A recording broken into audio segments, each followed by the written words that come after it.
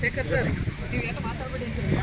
ಪ್ರತಿಯೊಂದು ಹೋರಾಟದ ಪ್ರತಿಫಲ ಇದೆ ನಂತರ ಒಂದು ಸ್ಮಶಾನ ಮಾಡುವಾಗಲೂ ಇದ್ದೇನೆ. ಗುಡುಮಾದನಹಳ್ಳಿ ಗ್ರಾಮದ ಸರ್ವೆ ನಂಬರ್ 8ರಲ್ಲಿ 5 ಎಕರೆ 5 ಗುಂಟೆ, ಸರ್ವೆ ನಂಬರ್ 60ರಲ್ಲಿ 6 ಎಕರೆ 10 ಗುಂಟೆ, ಮತ್ತು ಸರ್ವೆ ನಂಬರ್ 68ರಲ್ಲಿ 8 ಎಕರೆ 25 ಗುಂಟೆ, ಒಟ್ಟು 20 ಎಕರೆ ಜಮೀನನ್ನು ನಿಮಾನ್ಸ್ ಮಾದರಿಯ ಒಂದು ಆಸ್ಪತ್ರೆ ಮಾಡಬೇಕು ಅಂತೇಳಿ ಸರ್ಕಾರದ ನಿರ್ದೇಶನದಂತೆ ಇವತ್ತು ಆ ಜಮೀನನ್ನು ಈಗಾಗಲೇ ಕಾಯ್ದಿರಿಸಿದೆ. ಆ ಸದರಿ ಜಮೀನನ್ನು ಇವತ್ತು ಸರ್ಕಾರದ ವಶಕ್ಕೆ ಪಡೆದು ಸಂಬಂಧಪಟ್ಟ ಇಲಾಖೆಯವರಿಗೆ ಇವತ್ತು ಹಸ್ತಾಂತರ ಮಾಡ್ತಾ ಇದ್ದೀವಿ.